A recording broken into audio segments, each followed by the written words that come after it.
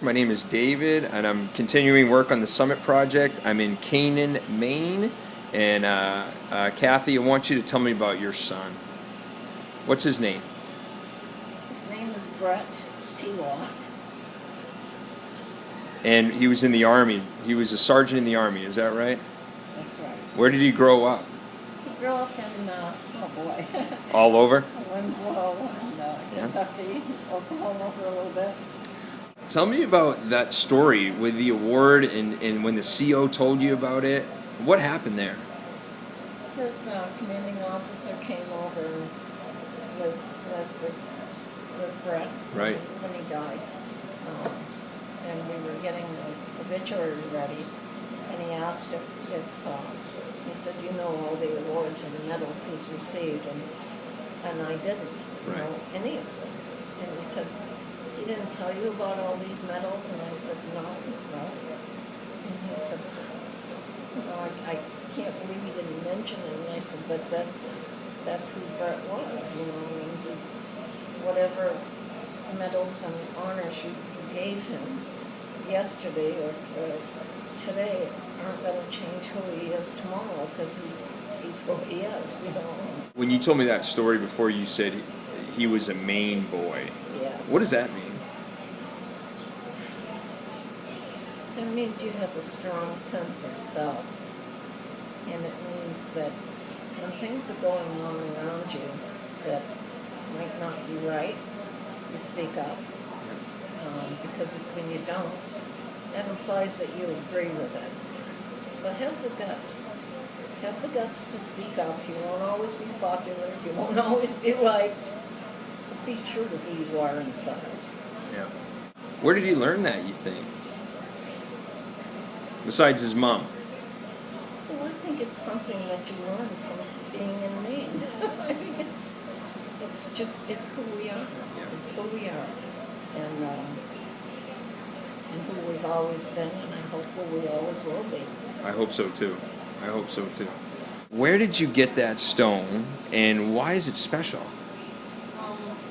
This comes from Prince Edward Island, Canada, the prettiest province up there. Uh-huh.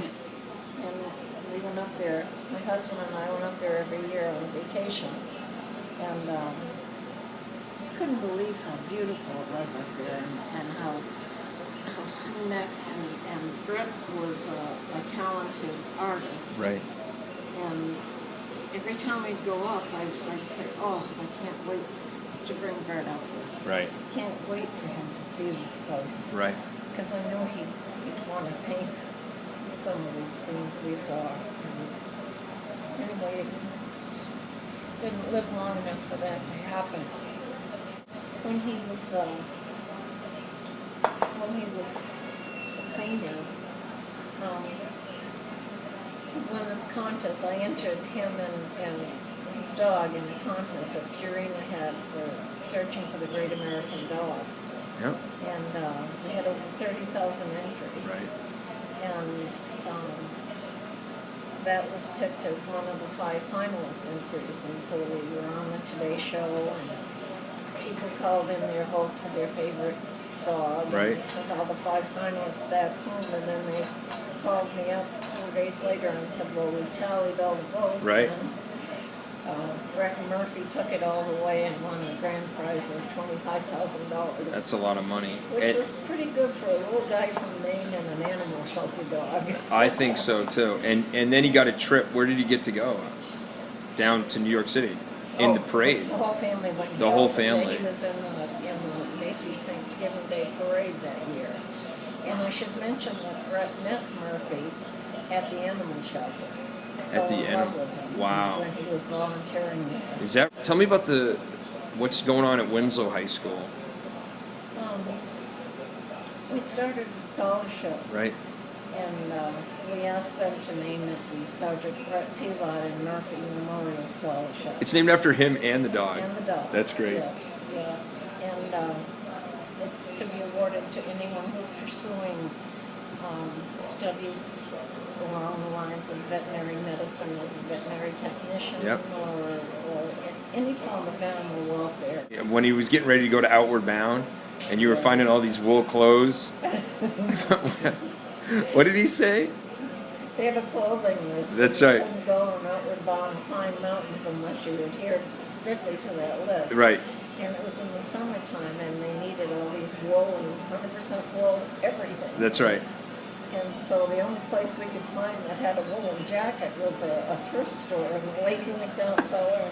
Came back with a pretty ugly looking plaid wool jacket, and he said, "I can't wear that." He said, "There's going to be girls on this trip." And so I had to remind him that. So when it comes to woolen jackets, staying warm in Maine, as much as it's important to stay warm, fashion also matters. You can never feel fashion. Yes. Yeah. Very important. Okay, that's terrific. You got to show me this photo, Kathy, where he was a little bit of a prankster. He had a real good sense of humor, witty and funny, and a little joker. He looked like he got in a little tout there with Ben Franklin. Tell me about that. This is the picture of him being a little wise guy, and he has Ben Franklin in a chokehold. Poor Ben Franklin can't get any oxygen there. Kathy, on a serious note, you taught him a really important lesson in diversity and tolerance. Can you tell that again, right here? I moved my sons down to Kentucky so they'd have a chance to go to school with black kids. That's right. And I grew up going to school with all kinds of different kids, and I thought it was time for my kids to have that experience. And so while we were down there, Brett ended up, because of the busing thing that they were doing, Brett ended up going to a school that was predominantly white. But he came from school one day and he said, "I hate Otis." He was in the second grade at the time. He hated Otis. Yeah, and I was doing dishes and I just could feel the hair on my arm stand up, and I said, "Why do you hate Otis?" I almost knew it was coming. And he said, "Because he's black." And so I just silently said, "Give me the right words at the right time." Yeah. I didn't trust myself to respond right then. Right. And so I just said, "Go change into your play clothes." Yeah. That night, I walked into their bedroom. All three boys were in the same bedroom. It was a very large bedroom. And I went to his older brother's bed, gave him a hug and a kiss goodnight, and did that with his younger brother, and I walked right by Brett. And he said, You didn't get a hug and a kiss right away. No. And he said, "Hey, Mom, aren't you forgetting something?" And I said, "What?" And he said, "I didn't get a hug and a kiss." And I said, "Oh, I just decided, Brett, that I don't like blonde kids." You just decided that you don't like blonde kids. And he got just a look on his face that I can still see today. Yeah. And I said, "What's the matter?" And he said, "Oh, it's not my fault that I'm blonde." And I said, "Is it Otis's fault that he's black?" Yeah. And he said, "No." And I said, "How are you feeling right now? What's going on?" Yeah. And he said, "Not very good." And I said, "That feeling's not," and he said, "It's not good." I said, "How would you like to have that feeling inside of you for the rest of your life? Wow. Every place you go, that Wow. feeling is with you." Because people say things like, "I don't like Otis because he's black." Right.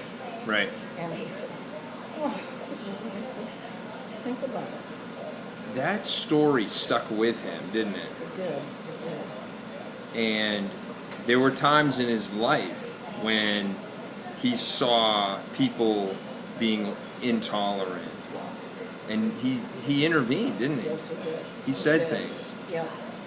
And he told me, he said, "I never forgot what you did that night." And Yeah. I said, "Well, you know, it's probably seems like a mean thing to do, but I had to make sure you understood that." I love that story. He did. I love that story. The last one right here. He's a funny guy. He likes to maintain control. And when he joined the Army, something funny happened. You got to tell me that one, Kathy. Brett had shoulder-length hair. Shoulder-length hair. Shoulder-length hair. It was, Part of his fashion statement. it was.